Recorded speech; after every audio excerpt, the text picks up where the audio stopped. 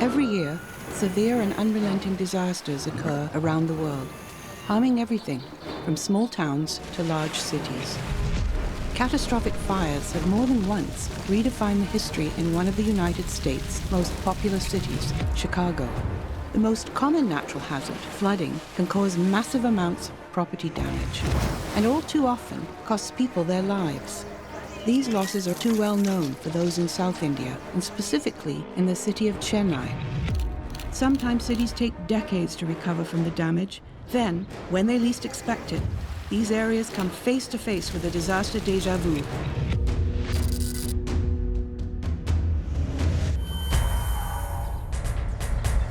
The rapid growth of cities is often associated with prosperity and progress, a symbol for a rising quality of life.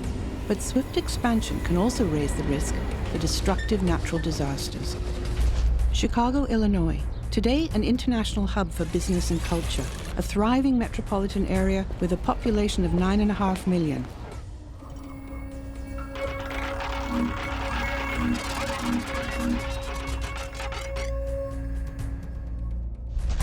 In 1871, Chicago is still a city in its infancy, but is quickly becoming an important center for American commerce.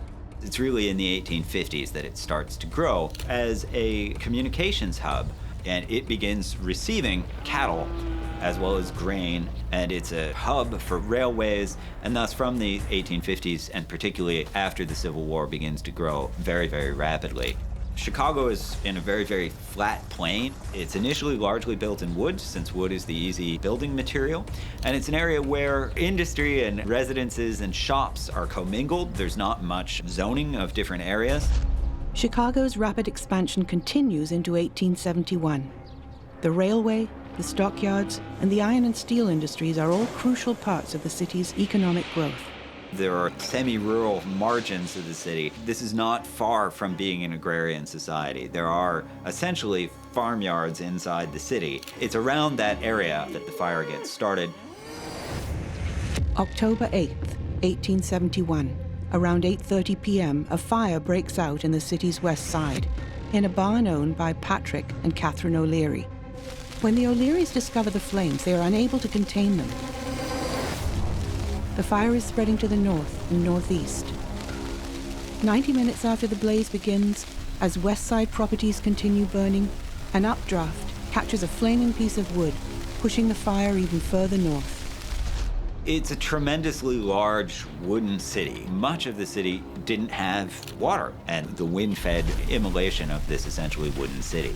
Leading up to the fire of October 8th, Chicago experiences a 14-week drought and multiple blazes. It was a dry summer and a dry fall, which would have dried out the vegetation.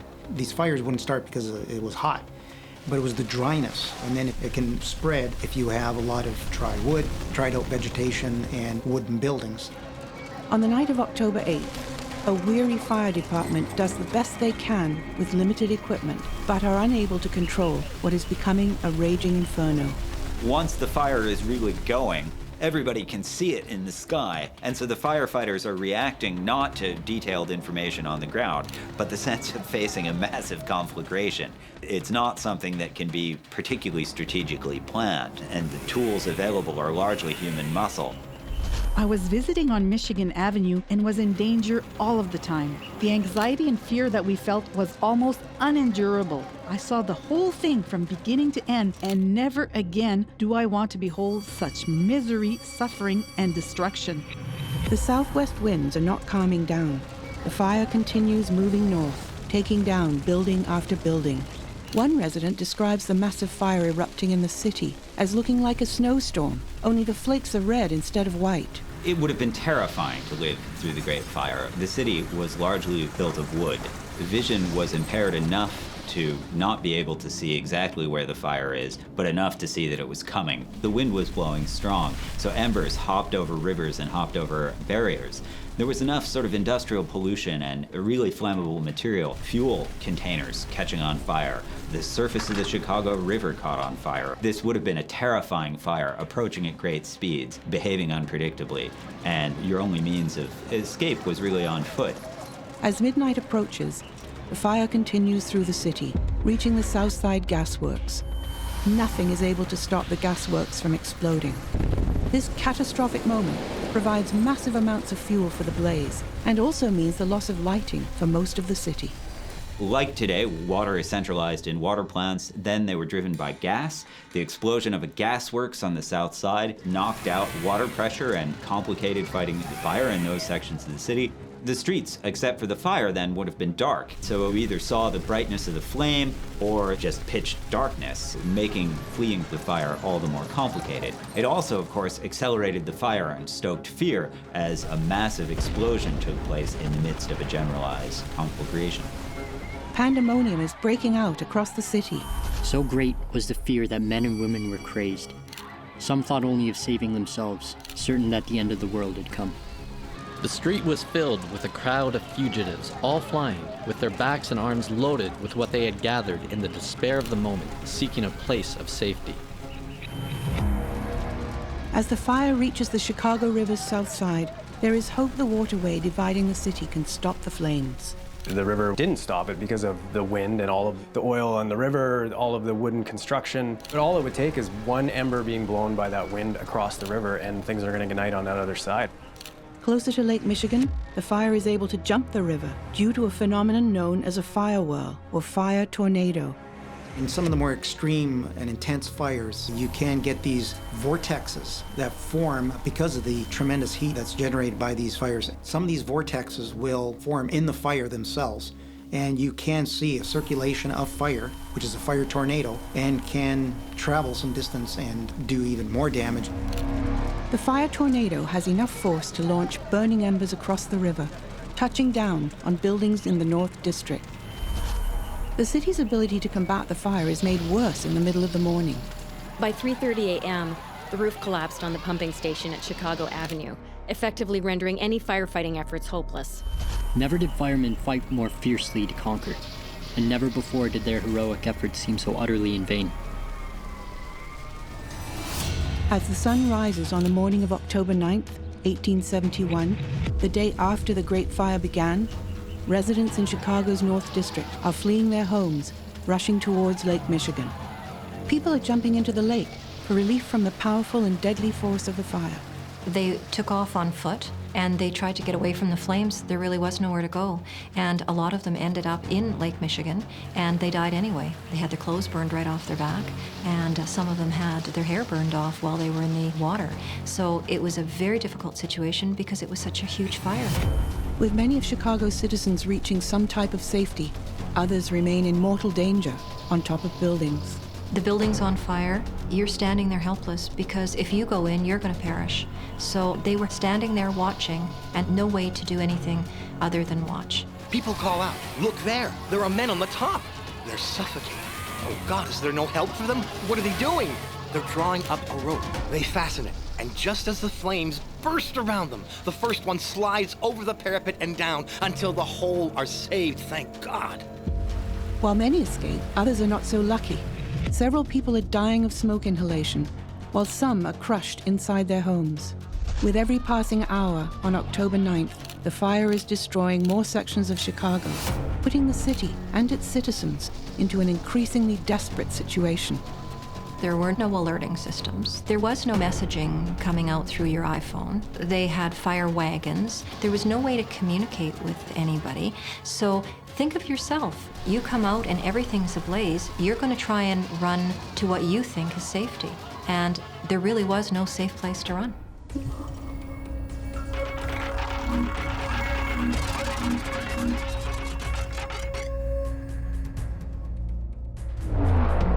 Coming up later on Disaster Deja Vu, 63 years after the Great Fire, Chicago faces another massive inferno.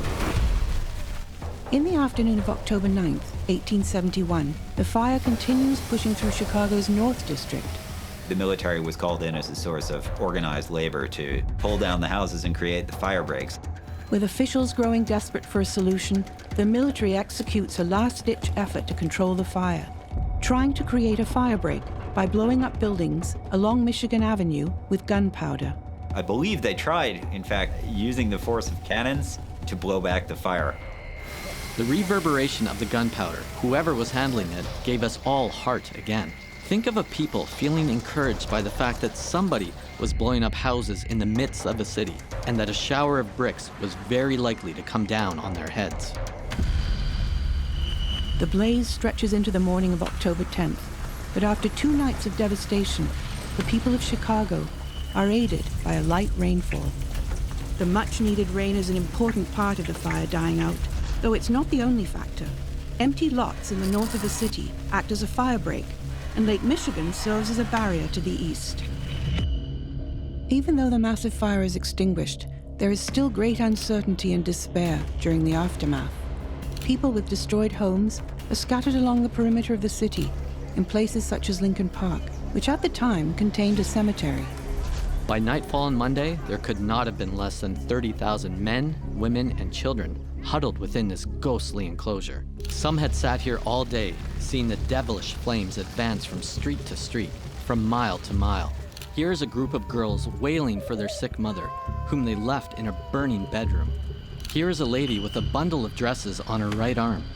Here is a man, recognizable as a banker, sitting sadly on a grave, gazing thoughtfully. Statistics from the fire's damage are staggering. 17,000 buildings destroyed over an area more than 6 kilometers long and 1.5 kilometers wide. Estimated damage reaches into 200 million, over 4 billion in today's dollars. Approximately 300 people killed and 100,000 others, roughly 1/3 of the city's population, are left homeless. The cleanup from a fire of this magnitude would be huge. Given the time that it happened in, think of no resources that we have today, a lot of it by hand. I would imagine they were without infrastructure for a very long time. Still to come, fires once again ravage Chicago. And later, massive floods are devastating cities in South India. While it is generally known where the Great Chicago Fire of 1871 began, how the fire began remains a mystery. The urban legend is that Mrs. O'Leary's cow kicked over a lantern in her barn, that the straw in the barn caught fire. Her house was on the other side of the farmyard, so it survived the fire.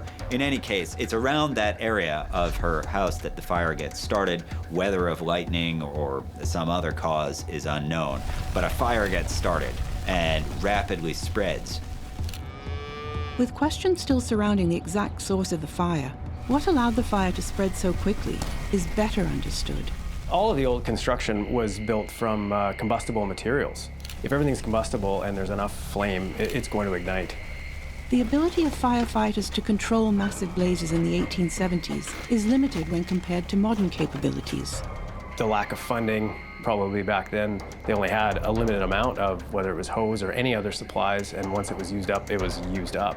Fatigue, injuries, whether they actually even had shift changes back then. Maybe it was the same guys that were pretty much always on duty. If it was 2 days in a row, they could have been the exact same guys there the first night, and then they're still there the next day. The warm weather, the dry weather, all of that combined made a perfect firestorm. In the years after the fire, Chicago's population continues growing at a rapid pace, with the city on a path to becoming one of America's most important economic engines. A massive rebuilding effort in the city brings increased awareness for fire prevention. More fireproof buildings are constructed. In the coming years, the fire department receives new equipment to combat large fires.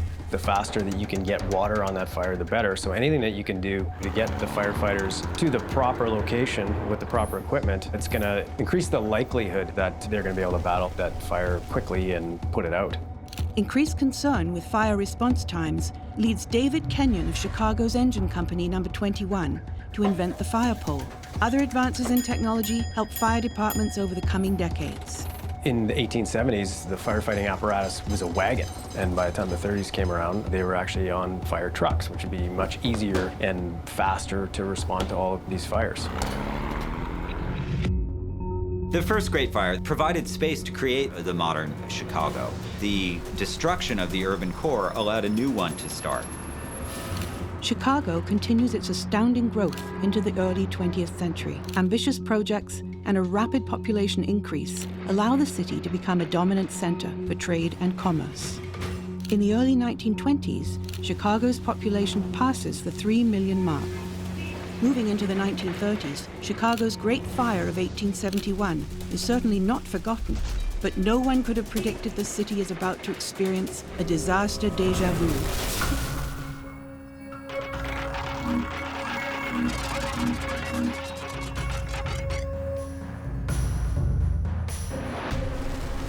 May 19th, 1934. Chicago encounters a blaze that requires over 2,000 firefighters and 5/6 of the city's fire equipment. From the start of 1934 until May 19th, Chicago has received less than 10 centimeters of rain. And with temperatures reaching 33 degrees Celsius on that day, much of the city is in a vulnerable position, including the Chicago Union stockyards. The Chicago stockyards were the biggest center for the processing of food in the world. In the 1930s, it employed 40,000 people. The neighborhood was largely arranged around the stockyard that went on for acres and acres. A special line of the L mainly was constructed to bring workers to the stockyard. Nothing out of the ordinary is taking place in the district until a carelessly tossed cigarette on the south side of the stockyards sets the stage for a firestorm. It's often windy, and like during the Great Fire, wind played a role here too. Winds were gusting up to 60 miles an hour, 90 kilometers, when the fire got started and intensified the fire. When the fire initially breaks out, the area is fairly quiet. It was not a work day, and the stockyards weren't populated with the many, many workers that would normally be processing the animals. A small force of watchmen detected the fire. Compared to the fire of 1871, the response time by the fire department is much improved. The change in communications from the 1870s to the 1930s with the telephone and the call boxes, that would have improved the response time tremendously. The call boxes, some of them actually were damaged in this fire, so that's not really going to help you. But the ones that were operational, that's a direct line to dispatch, and then they would call the firefighters out to the proper call box. With reports of the fire spreading, there is great fear the entire city will be threatened with massive destruction. As local firefighters are dispatched to the stockyards, the blaze continues to grow. At one time, I thought the fire's destination was Lake Michigan. It was coming toward us so fast, and the air was so hot, no human could stand in its way. A report from the 4th Division Marshal, John Costello, helped set the stage. When I pulled out of the house, I could see the smoke and flames shooting up into the air. On arrival at the scene, I found about 300 feet square of the pens ablaze, with the fire eating into the 43rd Street viaduct. The elevated chutes and cow runs and spreading with considerable speed in every direction. As the fire's intensity grows, more than 1/4 of the pens and barns in the massive stockyards are completely demolished. The fire department tries controlling the blaze, but the flames continue spreading out of control. The fire seemed to be leaping over gaps of 50 to 100 feet, with new fires starting up all around us. The main fire was covering a space of several acres. Initial efforts are not enough to stop the inferno. The fire demons seemed to be reaching out with millions of hungry talons, grabbing for everything within reach, with the whole area becoming a living, scorching, twisting mass of heat, sparks, and flame. It was impossible at this time to predict where it would all end up, or what would be the final outcome. Later, on Disaster Déjà Vu, colossal floods displaced millions of people in South India. Chicago, 1934. More firefighters arrive at the city's stockyards, trying to contain this massive fire. Pens and barns containing livestock are already lost. In the atmosphere of the stockyard, with lots of wooden pens, hay, the fire blew up very quickly and spread through a portion of the stockyard and overtook people, surprising even an area that was attentive and aware of the danger of fire. Chicago's fire department called in alarms quickly, and then subsequent alarms, 15 all told, and they realized quickly that they wouldn't be able to depend on just their own resources. Most of the city's firefighting equipment is brought in to battle the flames, but additional help from beyond the city limits is needed. Mutual aid agreements between fire departments in neighboring communities throughout the world now exist. So if your community's on fire and you have a small volunteer firefighting crew, they'll reach out through mutual aid agreements to call in other departments to help. It would have been such a difference for Chicago from the fire that they experienced in the 1870s to have these agreements in place. The fire marshal kept calling for more companies, and always placing them as much as possible directly in front of the fire. There was just one word passed up and down the line, even when things looked the worst, and that was carry on. Carry on. People want to help. They see a need, they want to fill a need. In Chicago, there's a story of a little 11-year-old boy that noticed the police officer was missing who usually directed traffic, and he actually stepped in and did a really good job of it. It doesn't take long for the outbreak of flames to claim a large barn. We had the most powerful streams of water, which the most up-to-date fire engines could supply, but in most cases the water was turned into steam before it even reached the fire, and only seemed to add more fuel to the flames. The very nature of the stockyards, with hay and animal feed and wooden pens and the other buildings necessary for handling so many animals, made the stockyards very susceptible to fire. It was a place where everybody knew that fire was a possibility. The striking thing is how dangerous fire can be in a place where fire is a known and present danger. The huge amount of smoke in the area is visible all across Chicago. Even pilots flying over South Bend, Indiana, more than 150 kilometers away, are reporting smoke filling the sky. Within 30 minutes of the outbreak, more than a city block is burning. They had to evacuate livestock, and they were successful with some of the animals. Cattle, not so much. The wild winds continue spreading the fire from building to building. There were huge amounts of burning pieces of wood raining down on the buildings and on the firefighters. They did as much as they could, but there were moments when the firefighters had to drop their hoses to back off to safety. The threat spreads to homes, grocery stores, rooming houses, and saloons. At this time, Exchange Avenue became impassable, practically being a tunnel of fire. In fact, the fire engine attached to the hydrant in front of Engine 59 and all its hose and equipment went in a blaze of glory. The fire whipped up so quickly that it overwhelmed a system really designed and intended to fire. A sign of this is that the stockyard's own fire department, 5 engine trucks and a hook and ladder, were consumed by fire because it was surprised and couldn't be deployed before the flames reached the fire department. The north end of the yards now became seriously menaced as fires were catching in several places. Firemen just as stubbornly fought it back and luckily succeeded. As this is the most inflammable part of the yards, if it had gotten beyond control, the consequence would have been most serious. Many living nearby are fleeing their homes as a precaution.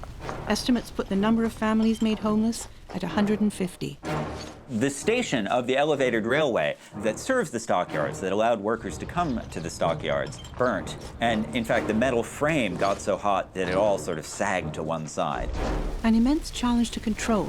The fire moves unpredictably from building to building. But the 2,200 firefighters stationed throughout the area, after 4 hours of tireless work, start containing the blaze. The wind died down. The companies began closing in and very soon got the fire under control. There was very little work to be done on the ruins as the fire burned so intensely that everything inflammable was completely burned away, save for a few of the straggling walls. The fire causes a massive amount of damage, second only in Chicago's history to the Great Fire. There is $8 million in property damage. That is $155 million in today's dollars. 1 life is lost, there are 50 injuries, most of whom were firefighters, and as many as 1,000 livestock perish. Yesterday's harrowing experience in stockyards should be an object lesson in fire prevention measures to all our citizens. What happened yesterday could very easily be repeated in any other section of the city. A seemingly ordinary fire almost got out of control because of the elements, and the public should guard against a repetition. As part of remembering the city's history, the Chicago Fire Academy is relocated to the former site of the O'Leary Barn, where the Great Chicago Fire began. Definitely moments of crisis can unite people to work together. Some people come together in situations like that, and other people not so much. These disasters are moments where communities are built as well as destroyed, where people pull together.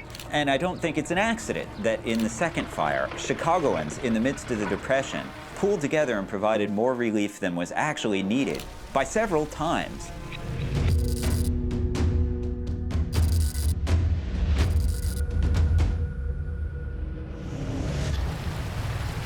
Floods are the most rampant natural disaster in the world. The damage they cause can be overwhelming. Tragic loss of life, massive amounts of property damage, and landscape deterioration are all part of the unfortunate reality when large-scale flooding hits a community. In the last 20 years, there's been 2 billion people displaced because of flooding. They can be devastating. They can destroy your property, wash out roads. They can make areas uninhabitable. So they can be a very big force to deal with. One country with colossal flooding disasters in its history is India. India is prone to monsoons and cyclones off the ocean. The western coast of India was used to this seasonal rhythm and systems of dealing with floods, as simple as lifting houses occasionally, putting them on higher foundations so normal flooding could be resisted, had defined Indian civilization for a long period of time. One of the more catastrophic floods in this nation's history, a flood that claims an estimated 1,000 lives, takes place in July of 1924, devastating areas in the country's south. It's a very warm, humid climate in India, so the atmosphere contains a lot of water vapor. So if there are tropical systems or a monsoon, that atmosphere can tap a lot of moisture, so you can get tremendous rainfall amounts. Monsoon season does provide crucial rain for agriculture, but at the same time, too much rain can lead to serious destruction. In monsoon, they could be getting 50 millimeters per hour for many hours, and that quickly builds up over time. So you can be looking at 600 millimeters, 1,000 millimeters in a day or two. In July of 1924, the southern state of Kerala is in the middle of a monsoon season. Rain soaks the area for 3 straight weeks, with a total rainfall of 336 centimeters during that span. Rain fell for nearly a month in such volumes that the canals, the lakes that dealt with water scarcity filled up. Something had to give. What gives way is Periyar River as water pours mercilessly over its banks. A flash flood is when you get a burst of heavy rainfall in a short period of time, and that causes overland flooding or urban flooding and overwhelming sewer systems due to an influx of heavy rain over a short period of time. The current setup by the river overflowing its banks was so powerful that many boats engaged in the rescue works are reported to have capsized. Many at the time feel a breach at the Mala Periyar Dam, a dam completed 29 years earlier, is a major contributor to the flooding.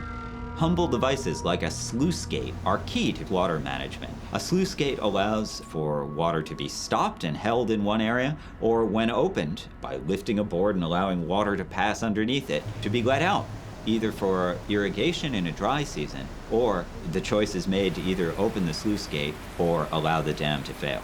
The river was already in flood due to these rains and the partial opening of the sluice valves. It is said the authorities found the water level in the lake had risen so much over the maximum limit, they opened the sluices to the full height, thereby flushing the river. The water came down as a wall, more than 30 feet in height, and swept everything before it. The opening of the sluice gate contributed to the flooding of the surrounding areas. It isn't so much that the dam collapsed, it's just that there was too much water, and retaining it inside the dam wasn't an option, and so they retained it outside the dam. Several hundred communities throughout Travancore, part of the present-day province of Kerala, must deal with substantial damage from the flooding. A report highlights the losses sustained by one village alone. They lost 500 homes and over 1,000 acres of land. So you can see how widespread it is. And that means 500 families don't have a place to live. Once that water arrives, it can be devastating. Records indicate roads are submerged under as much as 10 feet of water. Areas devastated by floodwaters include Ernakulam, Thrissur, Kottayam, and the road to Munnar. Landslides pummeled town after town. Kundala Valley Railway, the first monorail system in India, is also completely destroyed. After being made aware of Kerala's flooding situation from the state's Congress, Gandhi publishes a number of articles urging people to contribute to the relief effort. It has been proved not once, but many times, that by God's grace, compassion does exist in the hearts of the people. Many funds had been launched for collecting relief amount, and people could contribute whichever one they choose. I would only urge that pay they must. Gandhi was trying to get everybody to give, and he was very successful, of course. You use that celebrity status, and in that case, you had the poorest of the poor giving. And so overall, it helped the community. The flood provided an opportunity for Mahatma Gandhi to demonstrate his care for India and his desire for self-reliance. He encouraged a campaign of donations to victims of the flooding, recognizing not only his own efforts, but sharing the recognition among many others who contributed. The government in Travancore works quickly in providing relief. A flood relief committee is established with money sent to help displaced people. By early August, thousands of refugees and displaced families were being fed at different relief centers. 4,000 at Ambalapuza, 3,000 at Alepi, 5,000 at Kottayam, 3,000 in Changaseri, 8,000 in Parur, and so on. Madras was a major governmental center, and the Madras presidency quickly organized tours of inspection, which encouraged people and also inquired into their circumstances. South India's flooding of 1924 is a terrible part of the area's history, and unfortunately, over 90 years later, areas in that part of the nation are hit with a disaster déjà vu. Coming up, we travel to the city of Chennai as flooding once again strikes South India, a tragic natural disaster, killing over 500 people and displacing nearly 2 million more. With the flood of 1924 displacing tens of thousands, turning large areas into swamps and submerging entire roadways beneath 3 meters of water, those returning after the devastation are still in a state of shock. It was one of the greatest natural disasters to occur in South India. Grandmothers would for long tell grim tales of the collective sufferings. Looking back to the aftermath of the flooding in 1924, people do what they can to recover from the damage, with additional help from government officials. They then organized a commission that provided immediate famine aid and even tax relief and aid for reconstruction of farms and other properties. Among the post-flood efforts made to reconnect the regions within Kerala is the rebuilding of a road between the towns of Ernakulam and Munnar. We do have a conscious reflection about the needs for water infrastructure. There's an increased emphasis on raising railways, on making sure there is adequate space and areas in the city for larger than normal monsoons. Though official records are incomplete, it's estimated that 1,000 people died in South India from the cataclysmic flooding of 1924. Crops are devastated, infrastructure destroyed. Large areas of land are completely submerged below massive amounts of water. Eventually, the region is able to recover, but the disaster has taken a devastating toll. While the government support for local communities makes a difference during the reconstruction, concerns have been raised over the years on whether the region and the country has done enough to prepare for monumental flooding disasters.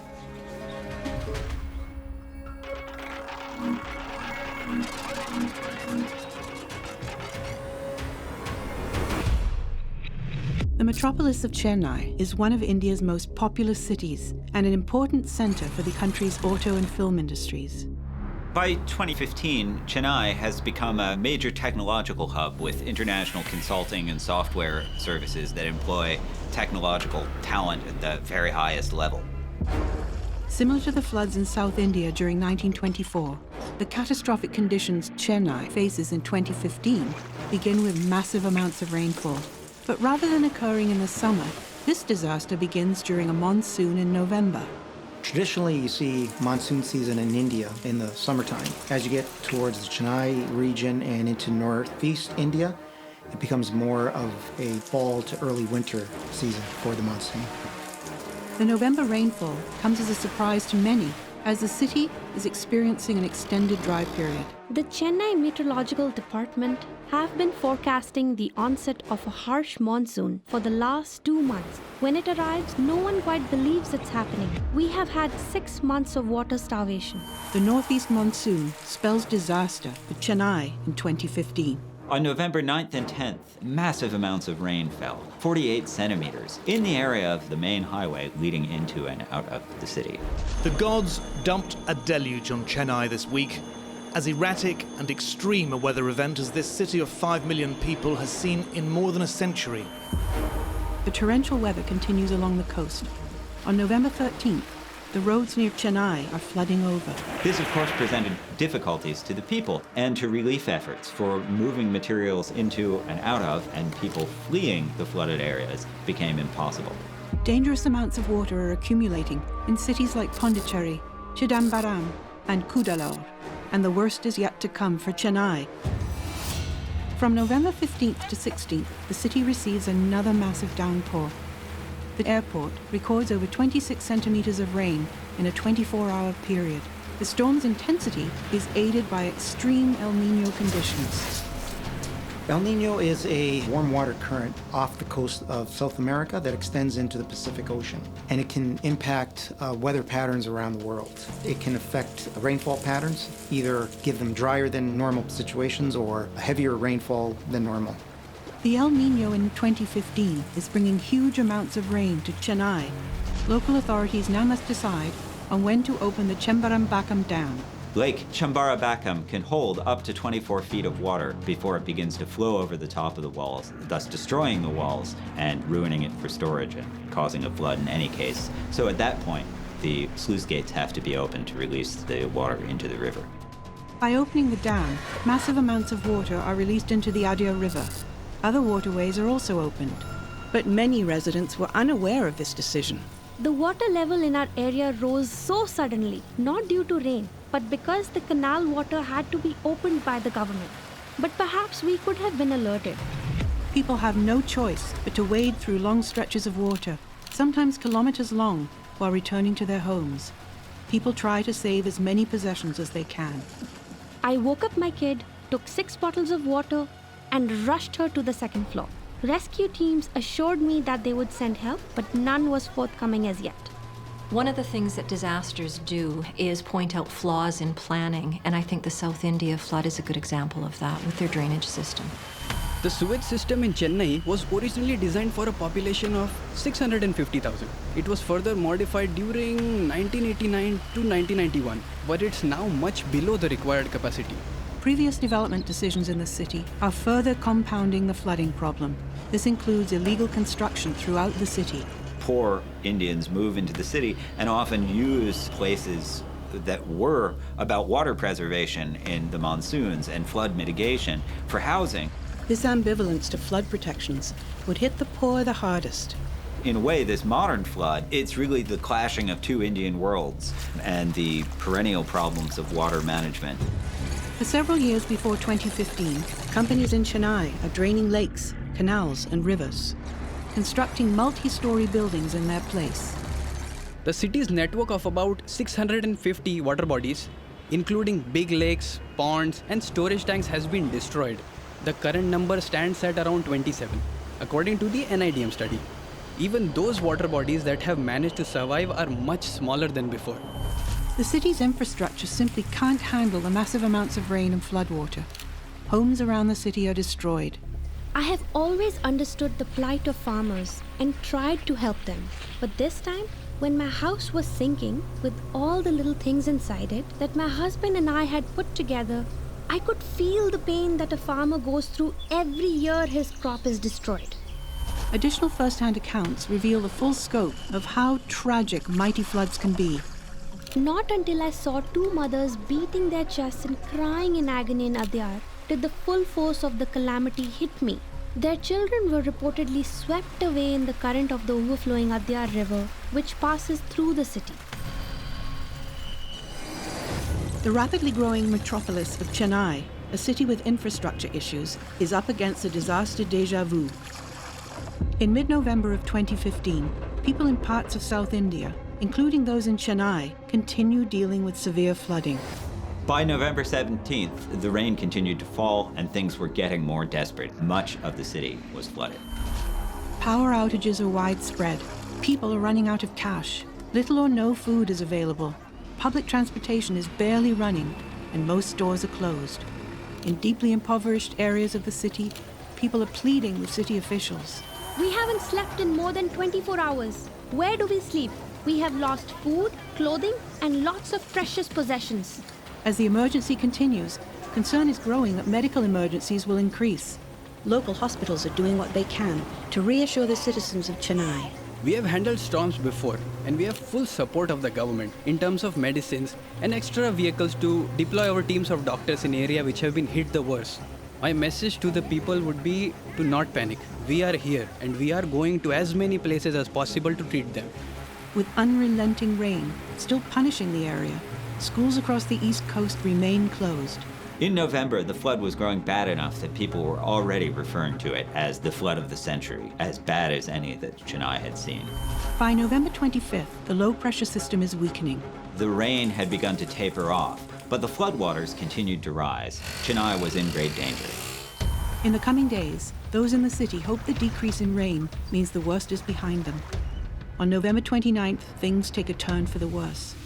A new low-pressure system once again brings heavy rainfalls, further paralyzing Chennai's infrastructure.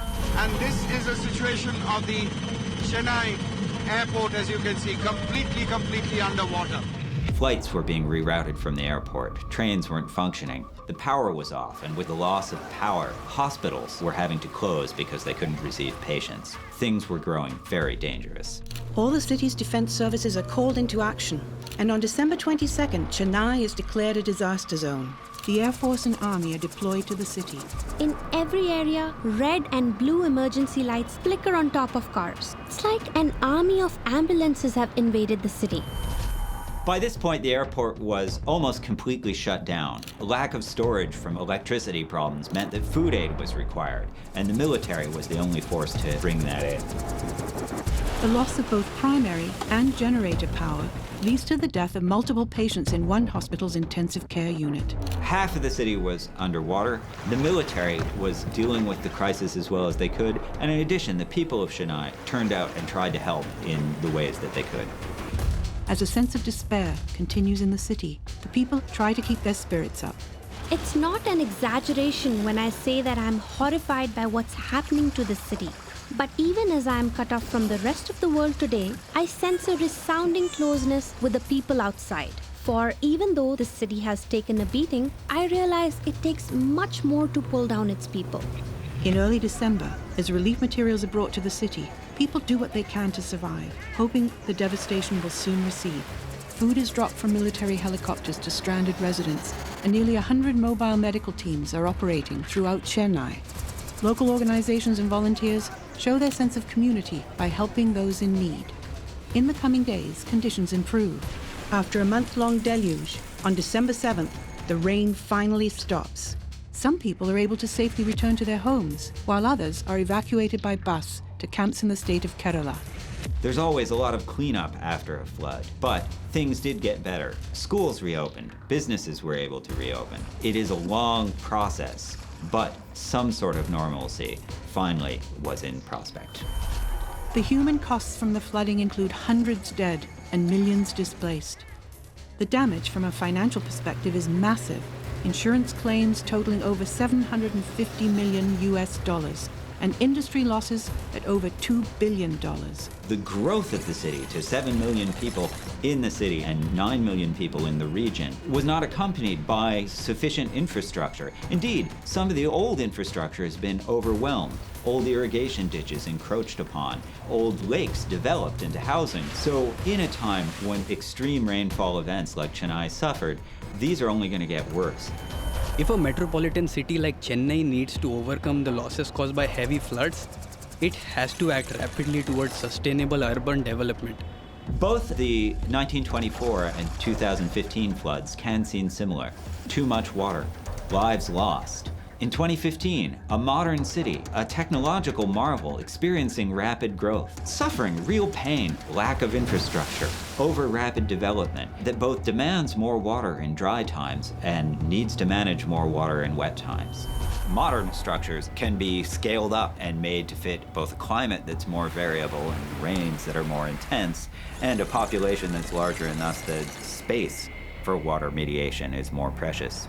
The city continued to rebuild in an area that's prone to flooding. As the effects of climate change are certain to bring more frequent and more intense catastrophes, cities across South India will need to better prepare when they face another disaster déjà vu.